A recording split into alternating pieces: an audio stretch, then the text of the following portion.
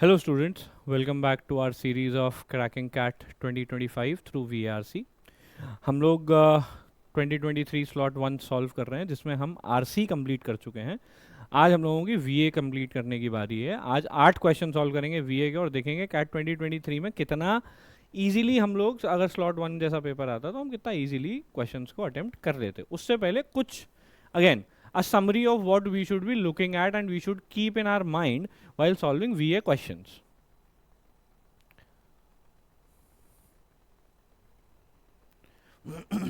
पहली चीज,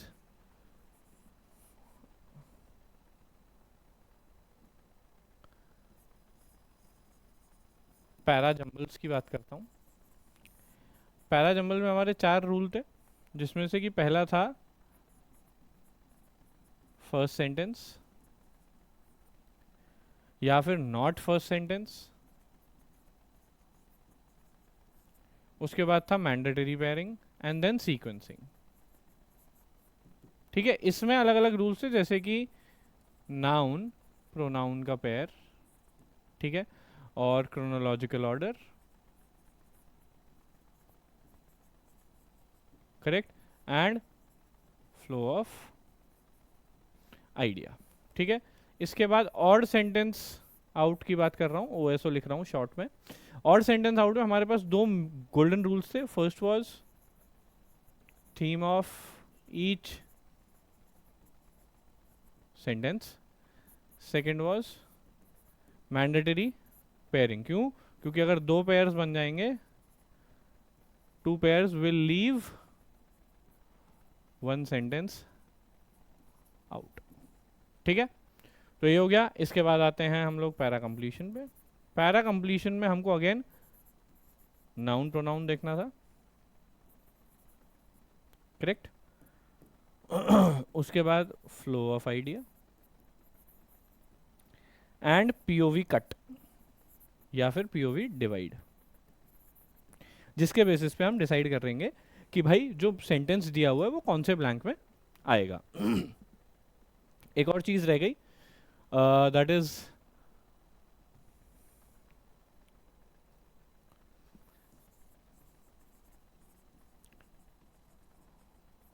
para summary. इसमें क्या क्या देखना था हमको? हमको देखना ये है, बेस्ट फिट देखना है, ठीक है. उसके बाद कवर्स मेजर पॉइंट्स, करेक्ट, और coherence of objective. Coherence of objective का मतलब यह है कि जो पैसेज में कही गई बात है वही बात कही जा रही है या नहीं, उसका ऑपोजिट ना हो जाए. ठीक है, तो ये चीज़ें हमको ध्यान में रखनी है. इन चीज़ों के अलावा देखिए, जितने भी रूल्स आपको कोई भी टीचर बताएगा उसके अलावा आपको थोड़ी सी कॉमन सेंस भी यूज़ करनी पड़ेगी प्रेजेंस ऑफ माइंड के साथ. क्यों? क्योंकि उसके ऊपर डिपेंड करता है कि भाई आप कितना जल्दी चीज़ों को सॉल्व कर लोगे. फॉर एग्जाम्पल, जब मैं पैरा जंबल की बात करता हूं तो ये रूल एक एक करके नहीं देखना. This all has to be simultaneous, एक साथ, right. It all has to be simultaneous. Same goes for odd sentence out. मतलब कि पढ़ते पढ़ते हमको डिसाइड करना है फर्स्ट सेंटेंस होगा नहीं होगा, फर्स्ट सेंटेंस हो सकता है नहीं हो सकता, मैंडेटरी पेयर कौन सा बन जाएगा, और सीक्वेंसिंग क्या होगी इसकी. ठीक है, उसी तरीके से ऑड सेंटेंस आउट में हम देखेंगे, थीम ऑफ ईच सेंटेंस लिखते चले जाएंगे, कौन सा आउट हो सकता है पॉसिबिलिटी रखेंगे, और फिर पेयर बना के देख लेंगे क्या उन दोनों में से कोई एक पेयर बन रहा है किसी के साथ, और जो पेयर नहीं बनेगा वो हमारा आंसर हो जाएगा. पैरा कंप्लीशन में हमको फिट कर कर कर नहीं देखना है. सबसे पहले देखना है कि पीओवी कट कहाँ पे है. यहाँ पे थोड़ा सा सीक्वेंस आ जाता है. हमको पहले देखना पीओवी कट कहाँ पे. पीओवी कट जहाँ पे उसके हिसाब से मैच द सेंटेंस. और इस सबसे पहले पैरा कंप्लीशन में क्या करना है? Understand the sentence. सेंटेंस समझना जरूरी है. क्यों? क्योंकि उससे पता चलेगा कि भाई किस बारे में बात हो रही है. उसके बेसिस पे आप डिसाइड कर पाओगे कि क्या आपका आंसर होगा. ठीक. पैरा समरी की बात करें तो पैरा समरी में बेस्ट फिट हम बाद में देखेंगे. पहले ये देखना है सारे पॉइंट्स कवर कर रहा है या नहीं, कोहेरेंस ऑफ द ऑब्जेक्टिव है या नहीं. This has to be simultaneous, ठीक है, this has to be simultaneous. Moreover, इस सबसे पहले हमारे लिए जरूरी क्या है? Para comprehension, that means para understanding. सबसे पहले हमको पैरा जब तक समझ नहीं आएगा तब तक हम कैसे डिसाइड कर पाएंगे कि भाई पैरा में क्या बात बोली जा रही है। करेक्ट। चलिए आगे बढ़ते हैं, क्वेश्चन सॉल्व करते हैं। पहला क्वेश्चन हमारे पास क्या है? पहला क्वेश्चन हमारे पास है पैरा कंप्लीशन का। इसमें आप ध्यान देंगे, इसमें ब्लैंक्स दिए हुए हैं 4। यहां पर देखिए आपको बहुत इंपॉर्टेंट चीज देखनी है, नीचे ऑप्शंस दिए हुए हैं जिसमें ऑप्शन ए दिया है, बी दिया है, सी दिया है, डी दिया है। लेकिन आप यहां देखेंगे ऑप्शन ए 2 है, ऑप्शन बी 3 है, ऑप्शन सी 1 है, ऑप्शन डी 4 है। दैट मीन्स हमको ए बी सी डी नहीं देखना, हमें देखना है कि 1 2 3 4 कहां पर लिखा हुआ है, वो हम मार्क करेंगे। पैरा कंप्लीशन है। सबसे पहले सेंटेंस समझने की कोशिश करते हैं। The discovery helps to explain archaeological similarities between the Paleolithic peoples of China, Japan and the Americas। यानी कि Paleolithic people, याद करिए हम लोगों ने नियोलिथिक और पैलियोलिथिक डिस्कस किया था।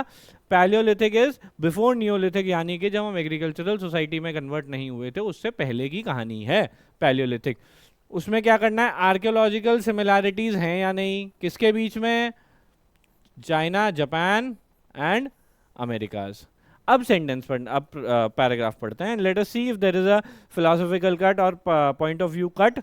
नहीं है तो कोई बात नहीं, उस हिसाब से क्वेश्चन को सॉल्व करेंगे। ठीक है, आपका यहाँ सेंटेंस हो गया, यहाँ पर आपका पैराग्राफ हो गया। The researchers also uncovered an unexpected genetic link between native American and Japanese people. See, native American की जब बात होती है तो ये अमेरिकाज की बात कर रहा है, ठीक है, and Japanese people. During the deglaciation period another group branched out from northern coastal China and travel to Japan. यानी कि जब ग्रुप्स डिवाइड हो रहे थे उस समय पे एक ग्रुप ब्रांच आउट हुआ, कहां से? नॉर्दर्न कोस्ट ऑफ चाइना से, और कहां गया? जापान चला गया। तो ये यहां से कंटिन्यू हो रहा है, correct. So there is sorry I was sore throat. तो इसका मतलब ये है कि सेंटेंस 1 में ये सेंटेंस फिट नहीं होगा, सॉरी ब्लैंक 1 में ये सेंटेंस फिट नहीं होगा। सेकेंड ब्लैंक कंटिन्यूड यहां से, वी वर सरप्राइज टू, ये एनडी लिखा हुआ है, we were surprised to see या नोटिस होगा ये, we were surprised to see that this ancestral source also contributed to the Japanese gene pool. यानी कि हम सरप्राइज थे क्या देखकर कि ये जो एंसेस्ट्रल सोर्स है, कौन सा एंसेस्ट्रल सोर्स? Coastal China. इसने किस चीज को इफेक्ट किया? It contributed to Japanese gene pool. मतलब कि जो जीन पूल देखा उसमें कोस्टल चाइना वाला भी जीन अवेलेबल था, स्पेशली द इंडिजीनियस आइनस। तो ये कोई जीन होगा चाइना का जिसकी बात की जा रही है। सेज ली, किसी के बारे में बात हो रही है, सेज ली। अब देखिए यहां से यहां चाइना टू जापान की बात हो रही है, तो ये जापान और चाइना की ही बात कंटिन्यू कर रहा है, लेकिन यहाँ पे अमेरिकाज है, सिर्फ चाइना नहीं है। और अमेरिकाज कहाँ था? अमेरिका उससे पहले था। अमेरिका जापान, चाइना जापान, ठीक है। तो अब हमको क्या देखना है कि भाई यहां पर भी नहीं होगा। Third, they shared similarities in how they crafted stemmed projectile points for arrow heads and spears. उन्होंने क्या चीज शेयर की थी? उनके बीच में क्या सिमिलैरिटी थी? किस तरीके से उन्होंने एरो के पॉइंट हेड्स क्राफ्ट किए थे, बनाए थे, और भाले, स्पीयर्स इज राइट, जैवलिन, जिसके एरो हेड उन्होंने एक तरीके से बनाए थे, पॉइंट किए थे।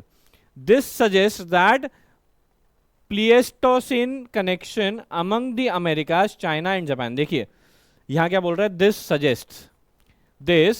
suggests that Pleistocene connection among the America, China, Japan was not connected to culture but also to genetics।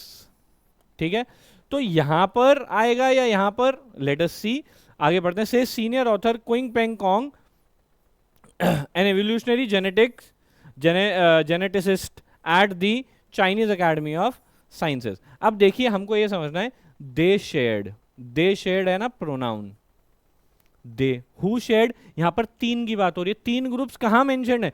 3 groups एक साथ किसी भी सेंटेंस में मेंशन्ड नहीं है, सिर्फ यहां पर मेंशन्ड है, right? So this has to come in option 3, यानी कि ब्लैंक 3 में आना चाहिए। अब देखते हैं ब्लैंक 3 कहां पर है। Blank 3 is in our B option, correct? Blank 3 is in our B option. तो ये चीज हमारे लिए समझना जरूरी है कि इसी तरीके से हमको पैरा कंप्लीशन सॉल्व करना है, ठीक है? हमको एलिमिनेट करने यहां पर भी नहीं है। क्यों? क्योंकि दिस सजेस्ट, क्या सजेस्ट किया? सिमिलैरिटी ऑफ एरोहेड उन्होंने बनाए, तो it was not just culture, it was genetic related. आगे बढ़ते हैं। Again para completion, this philosophical cut, ये देखो आगे हमारे पास प्रोनाउन आ गया। प्रोनाउन नाम जहां आता है मैं खुश हो जाता हूं। क्यों? क्योंकि सबसे इजी क्वेश्चन होता है वो सॉल्व करने के लिए। दिस फिलोसॉफिकल कट, देखिए कोई फिलोसॉफिकल कट की बात हो रही है, फिलोसॉफिकल कट नहीं है। आप ध्यान से पढ़ेंगे तो this philosophical cut at once core belief, मतलब कि फिलोसॉफिकल हर्ट, ठीक है? फिलोसॉफिकली जिसको हर्ट किया जाए या जिसको रोका जाए या जिसको सप्रेस किया जाए, at once core beliefs, values and way of life is difficult है ये, दिस इज डिफिकल्ट एनफ, यानी कि ये जो सपरेशन है फिलोसॉफिकल का, ये ही बहुत डिफिकल्ट है। अब देखिए हमें समझना ये जरूरी है, it is life is difficult enough, यानी कि आगे ये बोल सकता है मोर ओवर, यानी कि इसके एडिशन में और भी कुछ डिफिकल्टीज थी, राइट? ऐसा कुछ बोल सकता है। तो आगे पढ़ते हैं पैराग्राफ में, देखते हैं क्या है।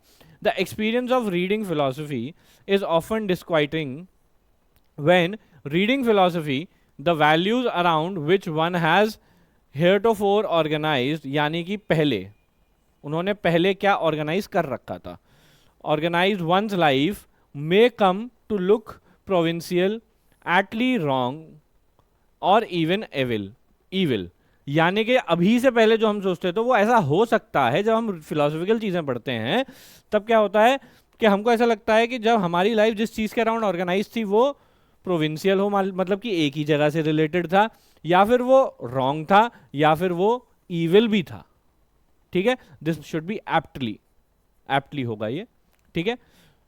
When beliefs previously held as truths are rendered implausible, new beliefs, values and ways of living may be required. अब देखिए यहां पे क्या बोल रहा है, look provincial, aptly wrong, even evil, when beliefs previously held truths are rendered implausible, मतलब कि जो भी मेरा बिलीफ था अगर मैं उसको पहले झूठ की तरह मान ले रहा हूं कि वो पहले झूठ था, correct, which is mentioned in the sentence before first blank, और आगे भी मेंशन क्या है, when previously belief held truths are rendered implausible, तो दोनों कनेक्टेड हुए, यहां पर नहीं आएगा। Implausible, new beliefs, values and ways of living may be required, मतलब नए तरीके जरूरी हो सकते हैं। This philosophical cut at once core believe values, यहां पर तो अभी कुछ नहीं आ रहा है। व्हाट्स वर्स, देखिए व्हाट्स वर्स, तो is this related to moreover, थोड़ा बहुत, तो देर इज अ पॉसिबिलिटी, छोटा सा टिक लगाएंगे।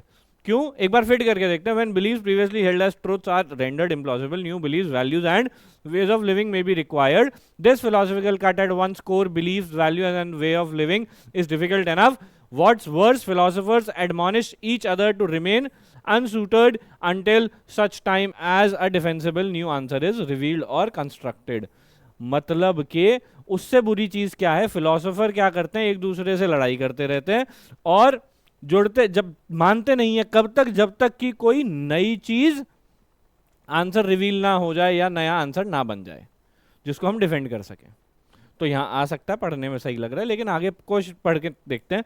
Sometimes philosophical writing is even strictly critical in that it does not even attempt to provide an alternative after tearing down a cultural or conceptual citadel, मतलब कि कई बार philosophical writings जो होती हैं वो आपको कोई alternative भी नहीं देती, बस आपको ये बता देती हैं कि नहीं जी आप जो सोचते थे वो गलत है, ठीक है? The reader of philosophy must be prepared for the possibility of this experience, देखो this experience बोला है, कौन सा experience? Experience जहां पे आपको कुछ भी नहीं मिलेगा, राइट आपको कोई ऑल्टरनेटिव नहीं मिलेगा, आपको यह बता दिया जाएगा कि साहब आप गलत थे, आपको कोई ऑल्टरनेटिव नहीं दिया जाएगा। So this also goes wrong. While reading philosophy can help one clarify one's values and even make one self conscious for the first time of the fact that there are good reasons for believing what one believes. It can also generate unremediated doubt that is difficult to live with. ठीक है? अरे यार आज गलतियां बहुत हुई हैं इसमें. चलिए कोशिश करेंगे अगली बार ना हो. Conscious for the first time of the fact that there are good reasons for believing what one believes. It can also generate unremediated doubt that it is difficult to live with. यानी कि philosophy के साथ वैसे ही clarification तो देता है आपके beliefs और कोर वैल्यूज के बारे में, लेकिन उसके साथ रहना बड़ा मुश्किल हो जाता है जब आपको पता चलता है कि भाई मैं अब से पहले जो मेरी जिंदगी जिस चीज के अराउंड थी बनी थी, उससे पहले जो चीज मैं सोचता था वो चीज गलत थी और आपके पास कोई ऑल्टरनेटिव भी नहीं है.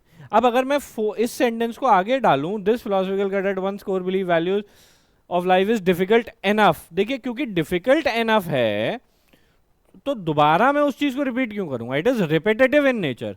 मोर ओवर ये सेंटेंस कंक्लूजन जैसा नहीं है. याद करिए मैंने बताया था अगर लास्ट में ब्लैंक है आपका फोर्थ ब्लैंक तो it should sound like a concluding statement, और अगर स्टार्टिंग में ब्लैंक है तो it should sound like an introduction. Since it is not sounding as an as a conclusion and हमारे पास एक अच्छा ऑप्शन यहाँ पर है जो हमको दिख रहा है कि यहाँ पर आंसर बन सकता है, तो we will not consider this and this becomes our answer. तो देखिए इसमें भी ऑप्शंस उल्टे सीधे हैं. हमको देखना है 1 4 3 2, तो ऑप्शन डी. ठीक है, option D is our answer and blank 2.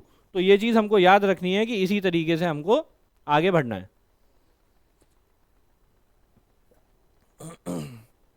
मेरा गला थोड़ा खराब है इसलिए बीच बीच में पानी पीता रहता हूं. आगे बढ़ते हैं. देखिए क्वेश्चन क्या कह रहा है. 5 jumbled up sentences labeled 1 2 3 4 and 5 related to a topic are given below. 4 of them can be put together to form a coherent paragraph. Identify the odd sentence and key in the number of that sentence as your answer. ये क्या है, की इन है ना, की इन लिखा है, that means आपको आंसर लिखना है. So this is a TITA. It means no negative marks. ठीक. अच्छा मेरे पास एक कुछ डाउट्स आते हैं कई बार बच्चों के, सर ये आइडेंटिफाई कैसे करें कि पैराजंबल का क्वेश्चन है ऑड सेंटेंस का है. तो किसी बच्चे ने बोला अरे यार 5 सेंटेंस होते हैं तो ऑड सेंटेंस नहीं, 5 सेंटेंस का पैराजंबल भी आ सकता है. You never know. तो इसलिए हमेशा ये ध्यान रखिए दूसरी लाइन के स्टार्टिंग में देखिए 4 ऑफ देम होगा आउट ऑफ 5, अगर 5 दिए हैं तो ठीक है. या फिर लास्ट में देखिए दिया है ना ऑड सेंटेंस.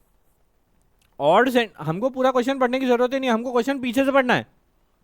और पीछे से पढ़ने में तो सिर्फ यही आएगा ना की इन द नंबर ऑफ देखिए ऑफ दैट सेंटेंस दिया है ना. यहाँ सेंटेंस का मतलब सिंगल, मतलब ऑड वन की बात कर रहा है.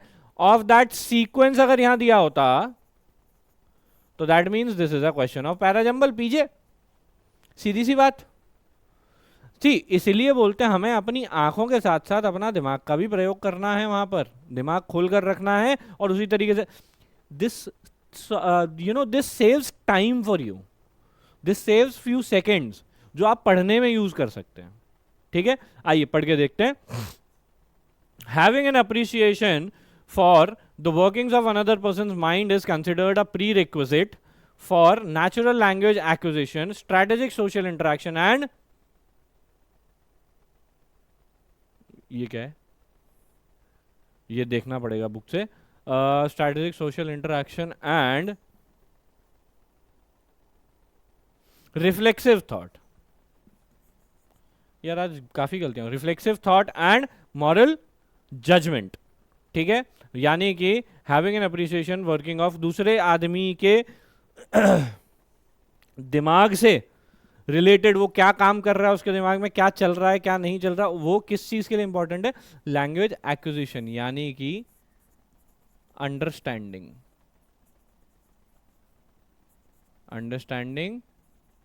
कॉन्सेप्चुअलाइजेशन. ठीक है, अंडरस्टैंडिंग और कॉन्सेप्चुअलाइजेशन से रिलेटेड है ये. आगे, it is a theory of mind, though some scholars prefer to call it mentalizing or mind reading, which is important for the development of one's cognitive abilities. ठीक है, ये कॉग्निटिव एबिलिटीज या understanding abilities ही होती हैं, लेकिन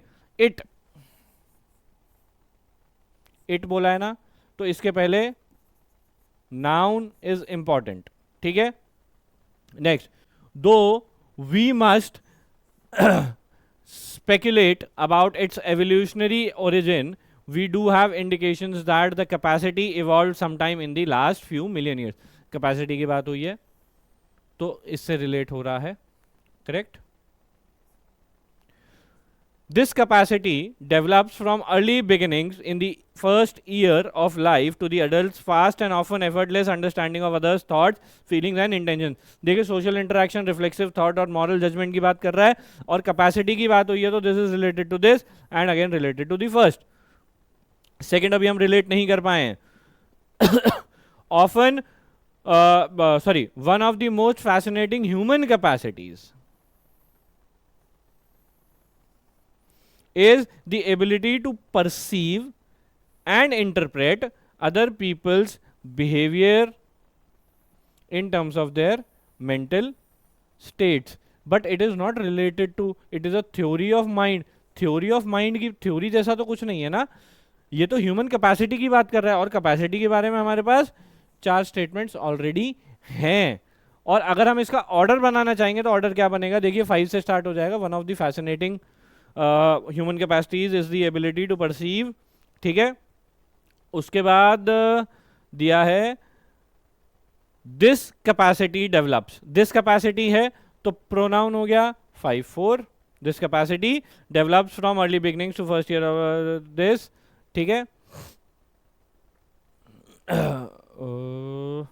ऐसा हो सकता है कि 1 पहले आ जाए, because 1 is a general statement having appreciation for workings of another person's mind is considered a prerequisite. मतलब कि आपके पास पहले से होना चाहिए for natural language acquisition, जिससे कि आप लैंग्वेज समझ सकें और कॉन्सेप्चुलाइज कर सकें और उस लैंग्वेज को आगे यूज कर सकें.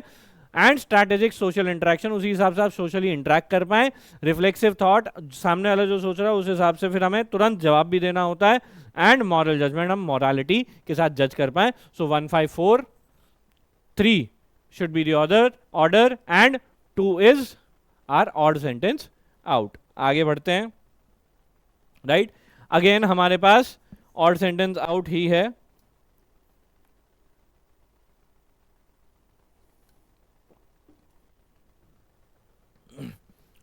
In English, there is no systematic rule for naming of numbers. After 10, we have 11, 12, and then teens, 13, 14, 15 and so on. तो देखिए हमारे लिए important क्या है, theme is naming of numbers. तो naming of numbers की बात हो रही है. आगे, even more confusingly, some English words invert the numbers they refer to. The word 14 puts 4 first even though it appears last. यानी कि 1, 4 ऐसे लिखा होता है, 4 बाद में होता है, लेकिन वो 14 बोलता है, ठीक है. तो this is also related to naming of numbers. क्यों? क्योंकि ऐसे दिख रहा है लेकिन उसका नेम कैसे डाला हुआ है, 14 3 बाद में डाला हुआ है और 4 पहले कर दिया है, जबकि 4 बाद में दिखता है. It can take children a while to learn all these words and understand that 14 is different from 40. अब देखिए यहां पर क्या आ गया, चिल्ड्रन एंड लर्न. यहां पर नेमिंग ऑफ नंबर्स था तो वी नो ये दो तो कनेक्टेड हैं, ठीक है. For multiples of 10 English speakers switch to a different pattern 20, 30 and so on. देखिए यहां स्पीकर्स आ गया, English speakers, but when you are calling someone it is called name, right. यहां पे देखो, यहां पर डिफरेंस क्या है, children a while to learn all these words and understand that. यहां पे वर्ड्स याद करने हैं और अंडरस्टैंड करना है, not to speak, not to name, ठीक है. And so on.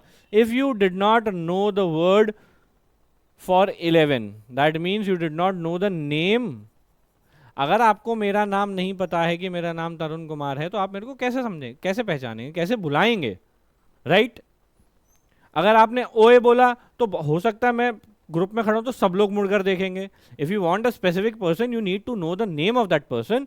You would be unable to just guess it. You might come up with something like 1 teen. आप guess नहीं करोगे, आप 1 teen बोलोगे तो वो गलत हो जाएगा. क्यों? क्योंकि हमने 14 और ये सब देखा हुआ है, इसलिए. तो ये भी हमारा कनेक्टेड है 4 से, ये हमारा कनेक्टेड है 4 से। तो हमारे दो मैंडेटरी पेयर्स बन गए, राइट? हमारे दो मैंडेटरी पेयर्स बन गए। अब देखिए मैंडेटरी पेयर कैसे बने, जो मैंने कनेक्शंस बनाए ये नहीं है आपके मैंडेटरी पेयर। मैंडेटरी पेयर मैं दिखाता हूं आपको कैसे बन गए। देखो, in English there is no systematic rule for naming the numbers after we have 11 and 12 then the teens। मतलब कि हम 11 12 से स्विच कर जाते हैं टीन पे। For multiples of 10 English speaker switch to a different pattern, मतलब कि एक डिफरेंट पैटर्न आ जाता है। जैसे हम 11 12 से टीन्स पे स्विच गए और 10 के लिए हम स्विच करते हैं 20 30 40, तो 1 और 4 कनेक्टेड है, ठीक है। अब बात करते हैं even more confusingly some English words in word. तो देखिए पहले 1 फिर आ गया 4, इवन मोर कंफ्यूजिंगली मतलब कि इससे आगे भी और एक कंफ्यूजन है। Some English words invert the number they refer to. The word 14 puts 4 first and even though it appears last। मतलब कि 1 4 है लेकिन 14 बोला जाता है, 4 पहले डाल दिया गया है जबकि वो लास्ट में है, ठीक। और if you did not know the word for 11, यानी कि अगर आपको 11 नहीं पता होता तो on the basis of this since you could not switch, तो आप क्या करते हैं, आप 1 teen बोल देते, राइट? तो this is related to second, तो ये हो जाएगा 2 5। और मोर ओवर अगर हम देखें बाकी सब में किसी सब्जेक्ट की बात नहीं हो रही है, किसी व्यक्ति विशेष को नहीं लेकर आया गया है। यहाँ पर क्या है, चिल्ड्रन, चिल्ड्रन के लर्निंग से रिलेटेड कहीं पर भी कोई भी बात नहीं हो रही है। So that becomes your odd sentence. आगे बढ़ते हैं। अब देखिए द 4 सेंटेंसेज, देखो यहाँ आ गया ना की इन द सीक्वेंस, जो मैं आपको बता रहा था, सीक्वेंस आ गया। तो this is para jumble, this is para jumble, ठीक है।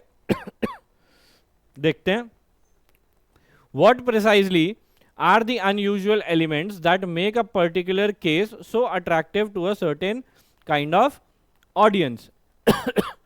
अनयूजुअल एलिमेंट्स और पर्टिकुलर केस की बात हो रही है। It might be a particularly savage or unfathomable. It might be a particularly savage or unfathomable level of depravity. Very often, it has something to do with precise amount of mystery involved. यानी कि जिसमें mystery involved होगी उससे related कोई ना कोई चीज होगी ये, ठीक है। उसके बाद unsolved and perhaps unsolvable cases offer something that ordinary murder doesn't. Ordinary murder doesn't. Why are some crimes destined for perpetual re-examination and others locked into permanent obscurity? यानी कि कुछ cases, some crimes destined for perpetual is again and again, ever evolving. perpetual re-examination क्यों होता है कुछ ही cases का, और others permanently obscure किए जाते हैं, मतलब कि हिडन या मिटा दिए जाते हैं, ठीक है, दूसरी जगह बंद कर दिया जाता है उसको। अब देखिए इसमें हम पेयर बनाने की कोशिश करते हैं। तो हमने जब पढ़ा था तो हमको एक पेयर मिला था 1 and 2। What precisely are unusual elements that make a particular case so attractive to a certain kind of audience. यानी कि किसी केस को अट्रैक्टिव क्या बनाती है चीज, it might be a particularly savage, यानी कि ऐसी कोई चीज जो कि बहुत सैवेज है, अनफैथमेबल लेवल ऑफ डेप्रिवेटी है, यानी कि इतना नीचे कोई कैसे गिर सकता है। Very often it has something to do with the precise amount of mystery involve. Mystery involve है तो देखो हमारा पेयर बन गया 1 2। अब देखिए दूसरा पेयर कैसे बनेगा, unsolved and perhaps unsolvable cases offer something that ordinary doesn't. देखो यहाँ मिस्ट्री आ गया ना, मिस्ट्री के साथ अनसॉल्व्ड, मिस्ट्री ही तो अनसॉल्व्ड होती है, उसी को तो मिस्ट्री बोलते हैं, तो इसलिए 2 के साथ 3 आ गया। So 1 2 and 2 3। अब हमारे पास बचा 4, दो ही पॉसिबिलिटी है, आइदर इट कैन बी 4 1 2 3 और 1 2 3 4, correct. Now look at why are some crimes destined for perpetual, because it is the prime question, it is the central question. तो ये बाद में तो कभी नहीं आ सकता ना, क्यों? क्योंकि आप ये क्वेश्चन पूछ रहे हो और उसका जवाब देने की कोशिश कर रहे हो बाकी के सेंटेंसेस में, सो दैट इज वाई ये ऑर्डर नहीं होगा. Your order that you will की इन इज 4 1 2 3. It is 4 1 2 3. देखो कितना जल्दी हो रहा है. आप देख रहे हैं 2 मिनट 2.5 मिनट इतने, और ये तो तब है जब मैं एक्सप्लेन करने की कोशिश कर रहा हूं. And when you do it silently, it should not take you, this kind of question should not take you more than 1 minute 20 seconds, 1 minute 30 seconds at best. At best 1 minute 30 seconds should be the time given to this kind of question. उससे ज़्यादा की ज़रूरत ही नहीं है, इतना easy question है ये, right?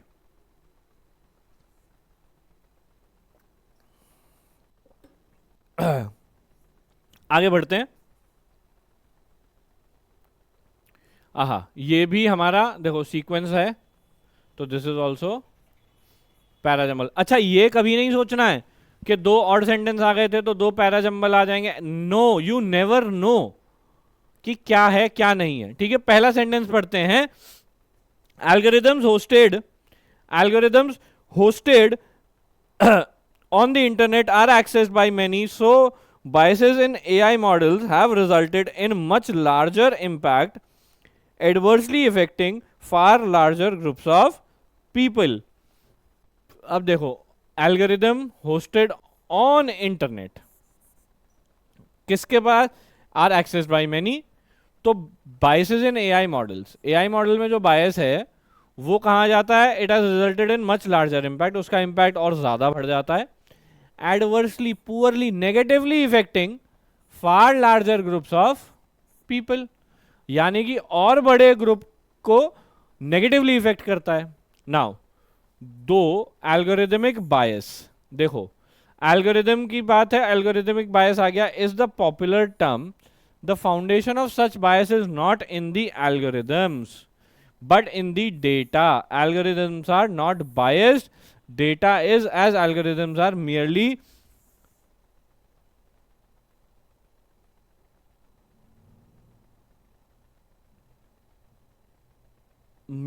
re-ECT, एक second,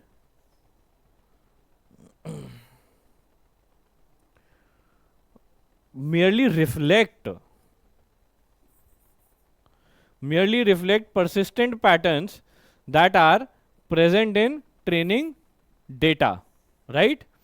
Algorithms, but in the data, algorithms are not biased, data is, as algorithms merely reflect persistent patterns that are present in the training data.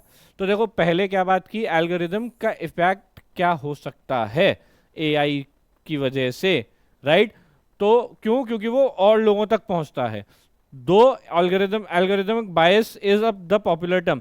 तो पहले एल्गोरिदम से क्या इंपैक्ट पड़ता है वो बताया, उसके बाद उसके टर्म को बताया. तो हमारा pair 1 and 2 is confirmed. We have confirmed our pair as 1 and 2. Now, despite their widespread impact, it is relatively easier. देखो किसका, right? वाइडस्प्रेड इम्पैक्ट किसका?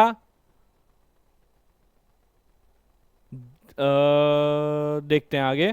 It is relatively easier to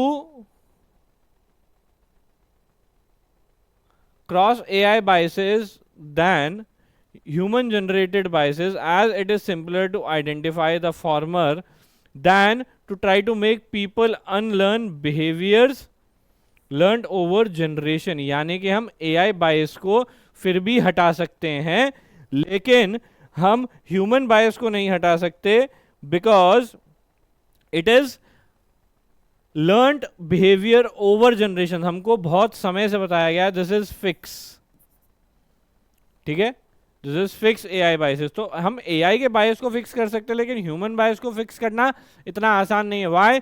because it is the behavior that the person has and it is learned over generation, it is passed on from generation to generation, right? तो ये किसके बाद आना चाहिए? widespread impact, it is relatively easier to fix AI biases. देखो despite their widespread, तो AI biases यहाँ आ गया. AI bias की बात कहाँ हुई है हम एक बार ये देख लेते हैं. AI बायस, एल्गोरिदमिक बायस की बात हुई है ना. एल्गोरिदम्स देखो, एल्गोरिदम, AI, मशीन लर्निंग, ये सारी चीजें टर्म्स रिलेटेड टर्म्स हैं. तो हमारा 2 और 3 का पेयर बन गया. Right now we have 2 possibilities, 4 1 2 3, 1 2 3 4. Fourth statement देखते हैं कि क्या हमारा आखिरी हो सकता है. The impact of biased decisions made by humans is localized. Impact of biased decision made by humans, human जो बायस्ड डिसीजन लेता है, इट इज लोकलाइज. लोकल मतलब लोकलाइज का मतलब कि वो लिमिटेड एरिया तक ही फैला रहता है. And geographically connected. ठीक है, geographically connect, geographically confined. This is confined. Connected होगा तो बहुत दूर तक फैल जाएगा. Right, geographically confined, but with the advent of AI, advent is, but with the advent is a positive term, with the something good. I'm not getting the meaning of the word right now. So contextually I can say, but with the advent of AI, or I can say large spread. But with the large spread of AI, the impact of such decisions is spread over much wider scale. See, contextual vocabulary के लिए आपको same meaning नहीं आना जरूरी है dictionary वाला. Right, अभी हमने क्या किया, हमको मीनिंग नहीं याद आ रहा था. What did we do, we did या तो goodness of AI doesn't fit large spread. क्यों, क्योंकि the impact of such decisions is spread over a much wider scale. Right, तो उसकी जो अवेलेबिलिटी है एआई की, एआई का जो स्प्रेड है, इट डिसाइड्स कि भाई उसका कहां तक स्प्रेड होगा. Now AI is how it will spread is given in 1. तो पेयर क्या बनेगा, 4 1 का. Again the same sequence comes out to be true, that is 4 1 2 3. Answer is 4 1 2 3. See how fast we are doing these questions. It is very easy to solve these kind of questions. ऐसा नहीं है. अच्छा, ये वाले question का हम time बता देते हैं एक बार. इस क्वेश्चन के लिए you should not take more than 2 minutes 10 seconds. Right, क्यों, क्योंकि सेंटेंसेस थोड़े से बड़े हैं, पैटर्न को फिक्स करना थोड़ा सा कॉम्प्लेक्स है as compare to the previous one. ये तो बहुत इजी क्वेश्चन था. Right, this could easily be done in 1 minute 20 seconds. तो वो 10 seconds यहां एडजस्ट हो गया, 30 seconds are still left with you. Right, in order to solve other questions properly. अब देखिए, अब हमारे पास पैरा समरी का क्वेश्चन आया है. Right, let us see. Manipulating information was a feature of history long before modern journalism established rules of integrity. Manipulating information के साथ छेड़छाड़ करना was a feature of history long before modern journalism. Modern journalism ने जब rule of integrity establish किया, उससे भी पहले से होता आ रहा है. अ रिकॉर्ड, एक रिकॉर्ड की बात हो रहा है, dates back to ancient Rome. Rome में बात हो रही है when Antony met Cleopatra and his political enemy. मतलब कि Antony was some politician who met Cleopatra, और उसका जो पॉलिटिकल एनिमी था Octavian launched a smear campaign against him. Smear campaign means उसको बदनाम करने का कैंपेन उसने स्टार्ट किया against him with short sharp slogans written upon coins. उसने क्या किया, कॉइन्स के ऊपर ही मैसेजेस लिखवा दिए. Right, to tarnish his image. The perpetrator became the first Roman emperor, यानी कि Octavian became the first. Perpetrator की बात की है ना, तो perpetrator is a negative term. जिसने छलावा किया, जिसने धोखा दिया, he became the first Roman emperor and fake news had allowed Octavian to hack the republican system once and for all. See, अगर आपको परपेट्रेटर का मीनिंग नहीं मालूम, नहीं पता चल रहा है किसके बारे में बात हो रही है, आगे दिया हुआ है. Fake news had allowed Octavian to hack the republican system once and for all. तो ऑक्टेवियन ने इजीली हैक कर लिया सिस्टम. कैसे, लोगों का मूड चेंज कर दिया. किसके थ्रू, शॉर्ट शार्प स्लोगन्स के through. Correct, but the 21st century has seen the weaponization of information on an unprecedented scale. Unprecedented is not limited. Unlimited बोल सकते हैं इसको, ठीक है, एक्सटेंसिवली यूज्ड, राइट। तो उन्होंने बहुत बड़े स्केल पे देखा, किसने, 21st सेंचुरी ने, weaponization of information, information being used as weapon. Powerful new technology, जो नई टेक्नोलॉजी पावरफुल है, it makes the fabrication of content simple. Fabrication is किसी चीज को बनाना, खुद से क्रिएट करना। Fabrication of content has been made very simple by the new technology. And social networks amplify, social network क्या कर रहे हैं, amplify falsehoods peddled by states. States is basically a term used for governments, populist politicians, यानी कि जो politician के favour में ज़्यादा लोग होते हैं, एंड dishonest corporate entities। तो जो corporate entities जो धोखा दे रही हैं, उन्होंने भी ये चीज़ की है। The platforms have become a fertile ground for computational propaganda, trolling and troll armies. Propaganda for trolling and troll armies. तो प्लेटफॉर्म्स, कौन से प्लेटफॉर्म, जो भी सोशल मीडिया प्लेटफॉर्म्स हैं सारे, आप कैसे, हाँ, सारे social media platforms have become a fertile ground. Fertile ground मतलब वहां पर सबसे ज्यादा आपको क्या देखने को मिलेगा, computational propaganda. That means something that has been run intentionally. Intentionally क्या किया गया है, लोगों को ट्रोल किया गया। Trolling and troll armies are there, मतलब किसी को अगर हराना है तो उसके लिए आपके पास आर्मी की ज़रूरत नहीं है। आज के टाइम पे आपके पास अच्छा प्लेटफॉर्म हो और आपके पास अगर वो टेक्नोलॉजी अवेलेबल है जिससे आप फैब्रिकेट कर सकते हो stories, you can fabricate stories and push it on the social media platforms, because with the help of your troll armies, and in general you pay them some amount, right. Now look at the options. Disinformation which is mediated by technology today is not new and has existed since ancient times. Mediated by technology today. देखो, but the century has seen weaponization of information on unprecedented, not limited, बहुत high scale पर use किया जा रहा है। That means it is not just mediated but it was, you know, it was increased due to technology. तो सिर्फ mediated तो नहीं होगा। People need to become critical of what they read since historically weaponization of information has led to corruption. ये भी नहीं होगा। People need to become, this is a suggestion and there is no suggestion given in the passage. C, use of misinformation for attaining power, a practice that is as old as Octavian era, this is given, is currently fueled by technology. So this is almost similar what is given in the passage, but in a crisp and short sentence. This might be our option. Let us look at D first. Octavian used fake news to manipulate people and attain power and influence just as people do today. Agreed, people do this today as well, but it is supported with the use of technology. That is an important point in the passage. So that is why this is also not your option. Your option is C. This becomes your answer. Let us move to next. देखिए, आपको summary solve करते time हमेशा याद रखना है क्या क्या points cover हुए, किस तरीके से कवर किए गए, क्या रिलेशन है, किस पॉइंट को कितना इंपॉर्टेंस देना है।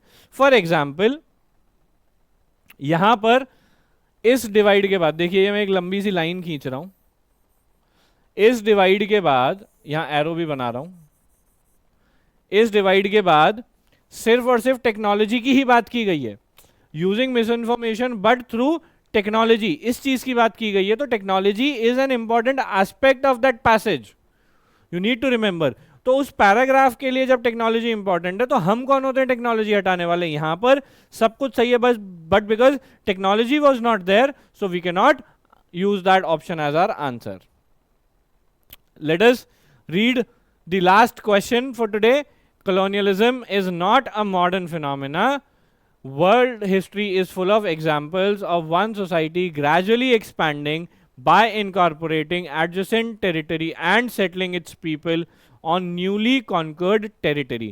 यानी कि colonialism जो है एक नया फिनोमेना नहीं है, वर्ल्ड हिस्ट्री में ऐसा होता आया है कि हर देश अपने बगल वाले देश को धीरे धीरे अपने अंदर समा लेता है और अपने लोगों को वहां सेटल करने लगता है, so that you have a strong hold, strong foot hold.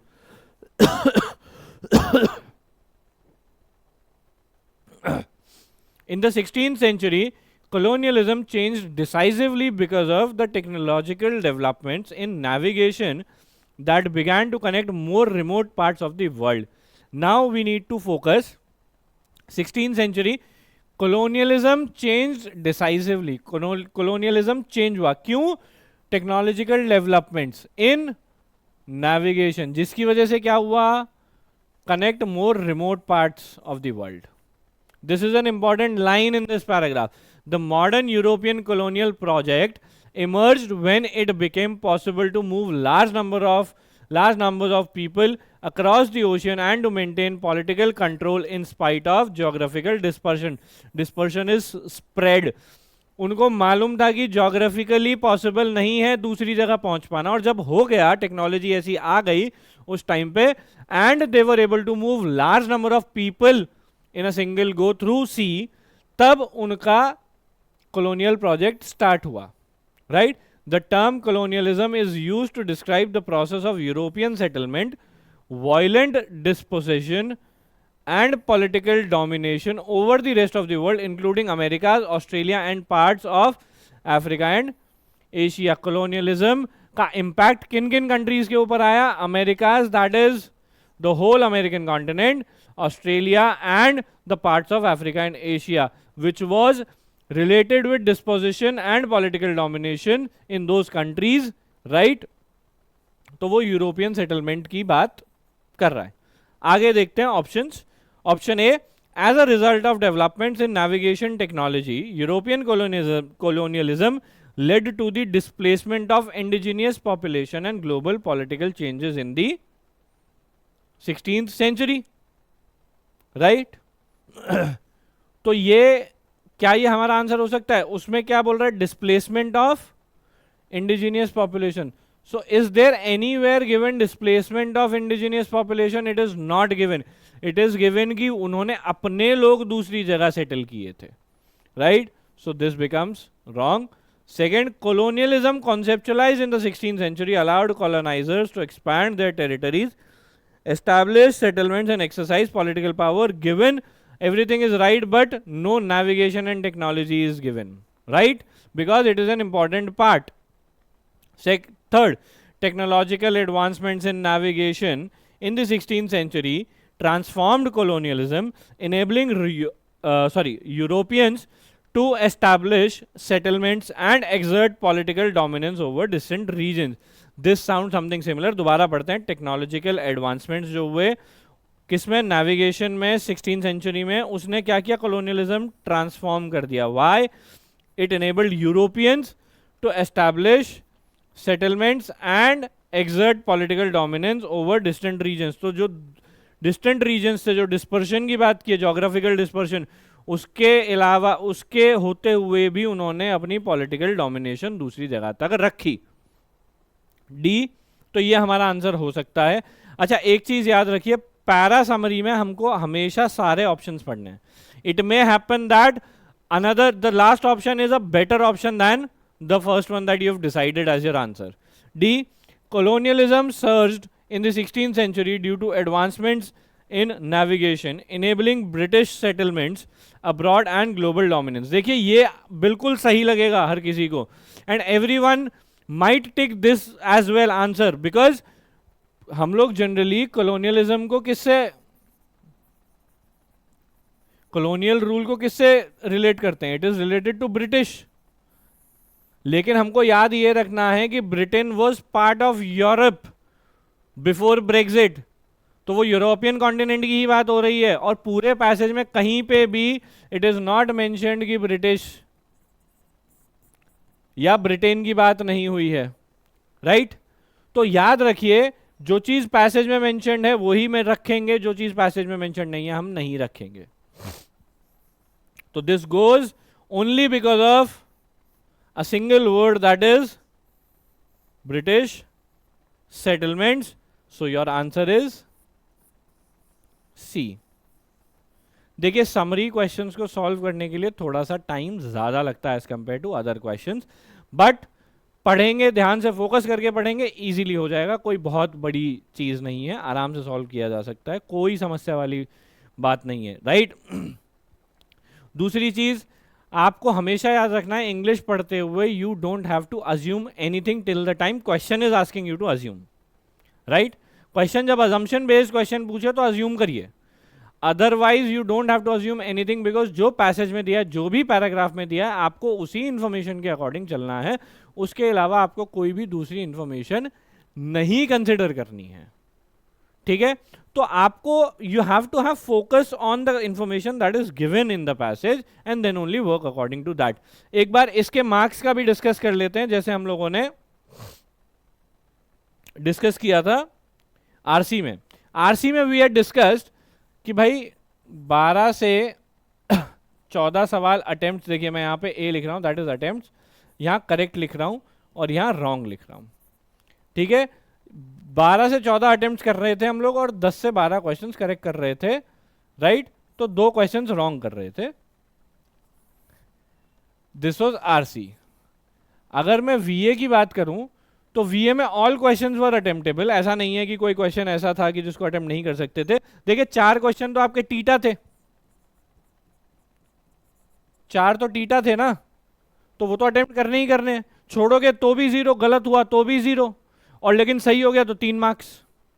ये चीज याद रखेंगे, लेकिन टाइम 2 मिनट से ज्यादा नहीं देना है, ध्यान रखिए, 2 मिनट से ज्यादा टाइम नहीं देना है, ठीक है। इसमें से एक्सपेक्टेड है कि 5 से 6 क्वेश्चंस आपके करेक्ट हो जाएं, तो मान के चलता हूं कि मैं 3 सवाल गलत हुए और 1 टीटा हुआ, तो 2 सवाल गलत हो गए आपके, ठीक है। तो नाउ लेट अस काउंट, अगर हम 12, थोड़ा पेसिमिस्टिक व्यू रखते हैं, 12 + 8 इज अटेम्प्टेड इज 20, करेक्ट रखते हैं 10 प्लस पेसिमिस्टिक व्यू रखेंगे 5, 15, राइट। तो ये क्या हुआ, इंटू 3 -3 इंटू 3 -5 क्या हो जाएगा 40। लेकिन ये 40 इसलिए नहीं होगा बिकॉज देयर वाज 1 टीटा, तो इट विल बी 41, और 41 मार्क्स पे आपका 99 परसेंटाइल क्रॉस हो जाना चाहिए, depending on the difficulty level of the paper, but it will be very close to 99। अगर 99 क्रॉस नहीं हुआ तो it may be 99, it may be 98.99, इससे नीचे नहीं जाएगा। Even on a bad day, 40 score of 40 plus never goes below 98.5, 98.7, 98.6, उससे नीचे तो जाएगा ही नहीं, ठीक है।